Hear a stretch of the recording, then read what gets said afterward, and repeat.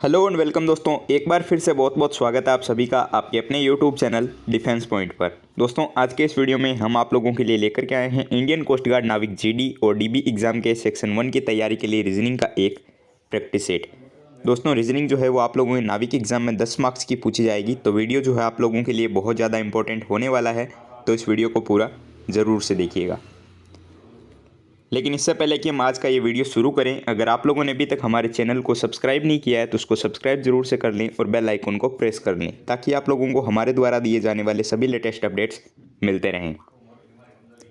तो चलिए शुरू करते हैं हमारा आज का ये वीडियो बिना किसी देरी के। तो देखिए फर्स्ट क्वेश्चन जो कि आप लोगों को दिया गया है कि नीचे दिए गए 4 शब्दों में से 3 जो है वो किसी एक गुण के आधार पर समान है, तो असंगत शब्द का जो है आपको चयन करना है। तो देखिए इस टाइप के क्वेश्चन जो है आप लोगों के नाविक एग्जाम में जो है 2 से 3 मार्क्स के आपको देखने को मिलेंगे, जिसमें जो है आपको ऐसा शब्द का चयन करना होता है जो कि असंगत होता है। ठीक है, तो देखिए आपको ऑप्शन दिए गए हैं कांसा, लोहा, जिंक या फिर एल्यूमिनियम। ठीक है, तो देखिए इसमें असंगत शब्द की अगर मैं बात करूं तो कांसा जो है इसमें असंगत शब्द हो जाएगा, क्योंकि देखिए लोहा, जिंक और एल्यूमिनियम ये तीनों जो है वो धातु होती है, जबकि कांसा जो है वो एक मिश्र धातु होती है। ठीक है, तो इसके लिए राइट आंसर हो जाएगा ऑप्शन नंबर 1 कांसा। चलिए देखते हैं नेक्स्ट क्वेश्चन। तो अगला प्रश्न जो आप लोगों को दिया गया है वो सांकेतिक समीकरण से बनता है, और इस टाइप के क्वेश्चन भी जो है आप लोगों के एग्जाम में अक्सर पूछे जाते हैं। तो देखिए क्वेश्चन दिया गया है कि यदि का अर्थ हो इनटू, ठीक है, यदि इनटू का अर्थ हो माइनस, माइनस का अर्थ हो भाग, प्लस का अर्थ हो इनटू और भाग का अर्थ हो प्लस, तो नीचे दी गई समीकरण का जो है मान क्या होगा ये आपको बताना है। ठीक है, तो इन क्वेश्चंस में हम सबसे पहले क्या करते हैं, देखिए साइन जो होते हैं हमें दिए हुए प्लस माइनस इनटू के, इनको हम जो है क्वेश्चन के अकॉर्डिंग चेंज करते हैं। ठीक है, तो चलिए हम जो है साइन को चेंज करते हैं। सबसे पहले देखिए हमें इक्वेशन क्या दी गई है, 16 into 8 divide 4 into 3 plus 9 is equal to question mark, ये आपको इक्वेशन दी गई है। ठीक है, तो हम सबसे पहले साइन चेंज करेंगे। तो देखिए इनटू को जो है वो क्या बोला जा रहा है, इनटू को बोला जा रहा है यहाँ पे माइनस। ठीक है, तो मैं लिखूँगा -8, डिवाइड को बोला जा रहा है प्लस, तो मैं लिखूँगा +4, फिर इनटू को देखिए माइनस और प्लस को बोला जा रहा है इनटू, तो मैं यहाँ लिख दूँगा 9। ठीक है, अब जो है हम इसको सॉल्व करेंगे। आई होप आप लोगों को सभी को आता होगा।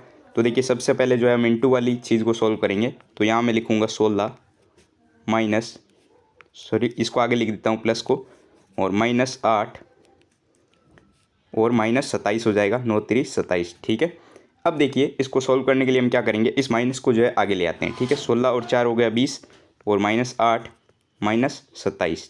ठीक है, अब देखिए माइनस और माइनस क्या हो जाएगा प्लस, लेकिन यहाँ पे देखिए 20 -35 हो जाएगा ये, क्योंकि माइनस और माइनस प्लस होकर जुड़ जाएगा। तो अब देखिए बचेगा कितना, माइनस का 15 जो है वो बचेगा। ठीक है, तो हमारा जो आंसर होगा वो हो जाएगा ऑप्शन नंबर 4 -15। आई होप आप लोगों को सभी को समझ आ गया होगा। चलिए देखते हैं नेक्स्ट क्वेश्चन। तो अगला प्रश्न जो कि आप लोगों को दिया गया है कि किसी सांकेतिक भाषा में 20 को जो है वो लिखा जाता है 86 3985 से, और 11 को लिखा जाता है 32 30 और 39 से। तो आपको बताना है कि उसी क्रम में जो है वो 12 को किस प्रकार लिखा जाएगा। तो देखिए इस टाइप के क्वेश्चन जो होते हैं वो आपके कोडिंग और डिकोडिंग के चैप्टर से रीजनिंग में बनते हैं, और अक्सर जो है इस टाइप के क्वेश्चन आपके एग्जाम में 2 से 3 क्वेश्चन देखने को मिलते हैं। ठीक है, तो देखिए इस क्वेश्चन को जो है हम कैसे सोल्व करेंगे। देखिए 20 और 11 जो वर्ड अब में दिया गया है उससे 12 वर्ड बन रहा है। ठीक है, तो देखिए इसमें से जो है आपको बताना है कि 20 और 12 के कौन से अल्फ़ाबेट से जो है और कौन से नंबर से जो है वो 12 वर्ड को बनाया जाता है। तो देखिए आपको दिया गया है TWELVE 12 वर्ड दिया गया है, तो आपको बताना है कि इसके लिए जो है हम कौन से नंबर्स यूज़ करेंगे, तो कौन सा ऑप्शन जो है इसके लिए राइट आंसर होगा। तो देखिए टी के लिए जो है वो यूज़ किया गया है, टी में देखिए आप 20 में देख लीजिए यहाँ पे जो है यूज़ किया गया 8। ठीक है, तो मैं टी के लिए यूज़ कर लूँगा 8। ठीक उसी प्रकार आप जो है डब्लू के लिए देखें तो डब्लू में 20 में आपको दिखेगा 6 यूज़ किया हुआ है। ठीक है, ई की अगर बात करूँ तो ई के लिए जो है वो 3 यूज़ किया गया है, और एल के लिए 2, और वी के लिए जो है वो और 0 और ई के लिए जो है वो 3 को यूज़ में लिया गया है। तो देखिए 863203, ठीक है। तो 863203 जो है वो आपको दिया गया है ऑप्शन नंबर सी में, ठीक नहीं डी में, ठीक है। 863203 ऑप्शन नंबर डी में जो है आपको दिया गया है। तो इसके लिए राइट आंसर हो जाएगा ऑप्शन नंबर डी। आई होप आप लोगों को सभी को समझ आ गया होगा। चलिए देखते हैं नेक्स्ट क्वेश्चन। तो अगला प्रश्न जो कि आप लोगों को दिया गया है वो भी आपके कोडिंग और डिकोडिंग के चैप्टर से बनता है। इसमें जो है आप लोगों को संकेत दिए गए हैं, उनके अकॉर्डिंग जो है आपको क्वेश्चन को चेंज करना है। तो देखिए क्वेश्चन में बोला गया है कि किसी निश्चित सांकेतिक भाषा में स्प्रिंग को जो है वो लिखा जाता है हैज़ टू डिवाइड या परसेंटेज @4%, ठीक है। इससे जो है वो लिखा जाता है। और गोन को जो है वो लिखा जाता है =740 से, ठीक है। तो उसी भाषा में जो है आपको बताना है कि साइन को जो है कैसे लिखा जाएगा, साइन वर्ड जो है इसको कैसे लिखा जाएगा, ये आपको बताना है कोड लैंग्वेज में, ठीक है। तो देखिए साइन के लिए जो है हम किस प्रकार लिखेंगे, अगर स्प्रिंग में मैं देखूं तो एस के लिए यूज़ किया गया है हैज़ को, ठीक है। और आई के लिए अगर मैं देखूं तो आई के लिए देखिए यूज़ किया गया @ को, ठीक है। और जी के लिए जो है गोन में अगर आप देखेंगे तो यूज़ किया गया =, को। और देखिए एन के लिए क्या यूज़ किया गया है, आप स्प्रिंग में देखिए या फिर गोन में देख लीजिए, एन के लिए यूज़ किया गया 4 को, ठीक है। तो क्या हो जाएगा आंसर हैज़ @=4, ठीक है। हैज़ @=4। तो इसके लिए राइट आंसर हो जाएगा option number B. I hope आप लोगों को सभी को समझ आ गया होगा। चलिए देखते हैं नेक्स्ट क्वेश्चन। तो अगला प्रश्न आप लोगों को दिया गया है कि अंग्रेजी वर्णमाला में पी अक्षर के ठीक दाएं ओर जो है वो कौन सा अक्षर होगा, ये आपको बताना है, ठीक है। अंग्रेजी वर्णमाला में पी अक्षर के ठीक दाएं ओर, ठीक है, ये आपसे पूछा गया है कि कौन सा अक्षर जो है वो होगा। तो देखिए अल्फ़ाबेट हम कैसे लिखते हैं, AB ऐसे करके लिखते हैं ना। तो अब देखिए ठीक दाएं ओर बोला गया है, मतलब इस साइड चलेगा। देखिए पी के बाद में आपसे जो है पूछा गया है, पी के बाद में जो है ठीक दाएं ओर, मतलब इस साइड का जो होगा वो कौन सा वर्ड होगा, ठीक है। तो देखिए पी के बाद में क्या आता है, अगला वर्ड आता है क्यू। तो इसके लिए राइट आंसर क्या हो जाएगा, क्यू हो जाएगा। तो देखिए आपको ऑप्शन में दिया गया है क्यू, ठीक है, 3 नंबर में दिया गया है क्यू। तो इसके लिए राइट आंसर हो जाएगा ऑप्शन नंबर सी, क्यू। देखिए इसके अलावा आप जो है इस क्वेश्चन को ऐसे भी सोल्व कर सकते हो कॉमन सेंस से। देखिए आपसे जो है क्वेश्चन में पूछा गया है कि पी के बाद में जो है क्या आएगा। तो देखिए पी के बाद में एल तो आ नहीं सकता, ठीक है, क्योंकि एल जो है वो पहले आता है। एक्स आ नहीं सकता और पी तो खुद है। तो देखिए बचता क्या है, क्यू। तो क्यू जो है आप ऐसे भी टिक कर सकते हैं। और इसके अलावा जो है आप कॉमन में तो सोल्व कर ही सकते हैं, पी के बाद में जो है क्यू आता है और दाएं ओर, ठीक है। तो राइट आंसर हो जाएगा क्यू। चलिए देखते हैं नेक्स्ट क्वेश्चन। देखिए क्वेश्चन में बोला गया है कि एक औरत की तरफ इशारा करते हुए राजन ने कहा कि वह उस औरत की बेटी है जो कि मेरी माँ के पति की माँ है, ठीक है। तो आपको बताना है कि उस औरत का जो है राजन से क्या संबंध है। तो देखिए इस टाइप के जो क्वेश्चन होते हैं वो आप लोगों के नाविक जीडी और डीबी एग्जाम में जो है पूछे जाते हैं। और ये जो क्वेश्चन होते हैं वो आपके ब्लड रिलेशन के चैप्टर से बनते हैं। और अक्सर जो एग्ज़ाम में 1 से 2 क्वेश्चन हर बार पूछे जाते हैं, तो काफ़ी ज़्यादा इंपॉर्टेंट आपके लिए हो जाता है। तो देखिए इस क्वेश्चन को जो है हम कैसे सोल्व करते हैं, इसमें जो है हम क्वेश्चन की लैंग्वेज के अकॉर्डिंग चलेंगे। तो देखिए राजन कहता है कि वह उस औरत की बेटी है, ठीक है, जो कि मेरी माँ के पति, यानी कि राजन की माँ के पति क्या हो गए, राजन के पिता, ठीक है। राजन के पिता की माँ, ठीक है, यानी कि राजन की क्या हो गई, दादी हो गई, राजन की दादी हो जाएगी। दादी की बेटी है, ठीक है। देखिए दादी की बेटी जो होगी वो राजन की क्या लगेगी, बुआ लगेगी, ठीक है। तो इसके लिए राइट आंसर क्या हो जाएगा, इसके लिए राइट आंसर हो जाएगा ऑप्शन नंबर ए, बुआ। आई होप आप लोगों को समझ आ गया होगा। एक बार फिर से समझ लीजिए। देखिए राजन बोलता है कि वह उस औरत की बेटी है जो कि मेरे माँ के पति, ठीक है। राजन की माँ के पति मतलब क्या हो जाएगा, उसके पिता हो जाएगा, ठीक है। देखिए पिता हो जाएंगे, देखिए पिता की माँ यानी कि दादी हो जाएगी राजन की, और दादी की बेटी मतलब बुआ हो जाएगी, ठीक है। तो इसके लिए राइट आंसर हो जाएगा ऑप्शन नंबर ए, बुआ। चलिए देखते हैं नेक्स्ट क्वेश्चन। तो अगला प्रश्न जो कि आप लोगों को एक सीरीज़ से दिया गया है, और इसमें आप लोगों को सीरीज़ दी गई है 34, 18, 10, 6, 4, और आपको बताना है कि अगला पद जो होगा वो क्या आएगा। तो देखिए बहुत ही इजी सीरीज़ दी गई है। इसमें हुआ क्या है, यहाँ पे देखिए आप 34 में से 18 कितना कम हो रहा है, यहाँ पे देखिए यहाँ पे कम हो रहा है 16, ठीक है, और उसके अगले पद में जो है कम हो रहा है 8, ठीक है।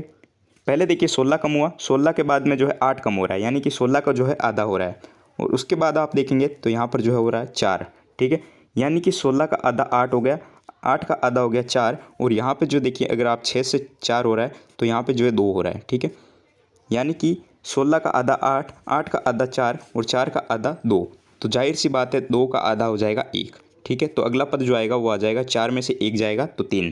तो देखिए 3 जो है आप लोगों को ऑप्शन नंबर सी में दिया गया है, तो इसके लिए राइट आंसर हो जाएगा ऑप्शन नंबर सी। हुआ क्या है, यहाँ पे जो है 16 का आधा 8 हुआ, 8 का आधा 4, 4 का आधा 2 और 2 का 1 हो जाएगा, तो आंसर आ जाएगा ऑप्शन नंबर सी 3। चलिए देखते हैं नेक्स्ट सीरीज़।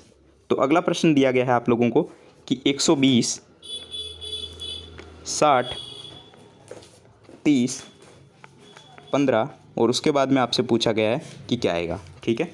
तो देखिए यहाँ पर अगर हम देखें तो यहाँ 120 में से 60 में कितना जा रहा है, यहाँ पे डिवाइड हो रहा है, ठीक है, 120 का आधा हो गया 60, फिर देखिए 60 का आधा होता है 30, ठीक है, तो फिर डिवाइड हो रहा है, फिर देखिए 30 का आधा होता है 15, तो फिर 2 से डिवाइड हो रहा है, फिर देखिए 7.5 हो जाएगा 15 से, अगर मैं 15 को जो है 2 से डिवाइड करूँगा, ठीक है, 7.5 जो है मेरा आंसर आ जाएगा। तो देखिए 7.5 जो आप लोगों को आंसर दिया गया है ऑप्शन नंबर डी में, तो इसके लिए राइट आंसर हो जाएगा ऑप्शन नंबर डी 7.5।